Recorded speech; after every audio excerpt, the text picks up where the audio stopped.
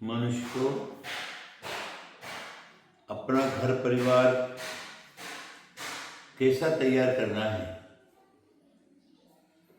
यह अवश्य ही ध्यान में रखना है। क्योंकि घर परिवार जो है वो दुख देने वाला भी होता है और शांति देने वाला भी होता है। इसलिए घर परिवार को सुख शांति में रखने के लिए सबसे पहले अपने को शांति रखना पड़ता है। अपने को शांत रखना है, प्रत्येक व्यक्ति की बात को समझना है, उसकी समस्या को समझना है, समझ करके उनका समाधान देते हुए घर परिवार को चलाना है। एक बार घर परिवार में फूट पड़ गई तो फूटी है। खेत में पड़े तो सब कोई खाए और घर में पड़े तो घर बह जाए, ऐसा नीतिकारों ने कहा है। इसीलिए हमारे घर के अंदर कोई फूट तो नहीं डाल रहा है, कोई व्यक्ति ऐसा तो नहीं है जो हमारे घर परिवार में अशांति पैदा कर दे।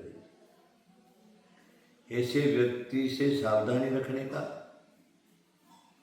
और ऐसे व्यक्ति को खुश रखने का भी एक नीति है।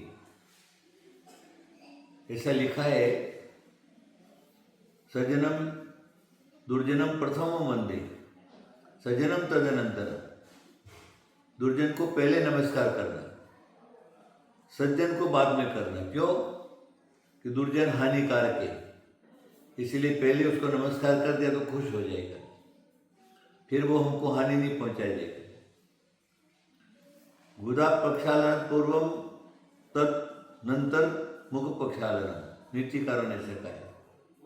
इसलिए हमें ये पूरा का पूरा ध्यान में रखना है कि किसी भी तरह से हमारे घर में फूट नहीं पड़े और घर परिवार में शांति रहे। एकता बहुत बड़ी चीज है। घर परिवार में एकता है तो बहुत बड़ी चीज है। क्या हुआ, दो भाई जो थे घोड़े पर बैठ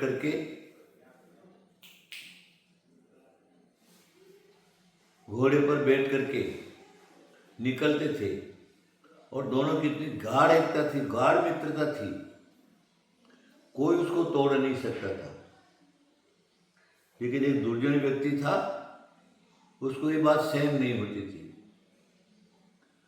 तो सोचा इनकी किसी न किसी तरह से इनकी एकता तोड़नी चाहिए, क्या करे। तो उसने क्या किया, जहां से निकल रहे थे एक भाई को रोका, बात सुनो, बोल। तो उसने क्या किया, कुछ बोला नहीं, खाली कान के पास में मुंह हिला करके छोड़ दिया। जब आगे गए, दूसरा भाई बोलने बोला, उसने क्या बोला, ये तो कुछ बोल ही नहीं रहा है। उसने पूछा, अरे भाई वो क्या बोल के गया? अरे उसने कुछ नहीं बोला, खाली मुंह बोले से मुंह हिला के चल गए। ऐसा कभी हो ही नहीं सकता है, कुछ न कुछ बोला है। थोड़ी सी अनबन हुई, आगे निकल गए। दूसरे दिन वहीं से निकलना था, तो दूसरे को पकड़ करके बात सुन, और उसको उसके कान पर भी कुछ बोला नहीं और ऐसे मुंह हिला दिया। अब उसने पहले वाले दूसरे वाले को पूछा, अरे तुमको क्या बोला? बोले कुछ नहीं बोला, वो तो खाली मुंह हिला के छोड़ दिया। बोले नहीं, तुम अपनी बात नहीं बताते, वो अपनी बात नहीं बताता है, वो उसने कुछ न कुछ जरूर बोला ही बोला है।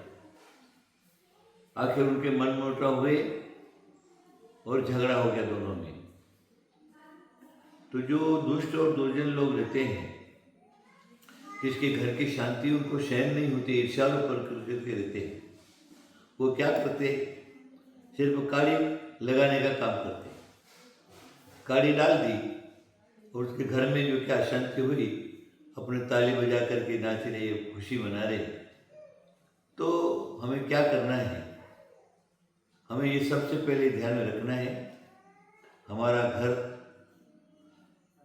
स्वर्ग बने, शांतिमय बने, सुखदमय बने और सब लोग अपना शांति से जीवन यापन करें।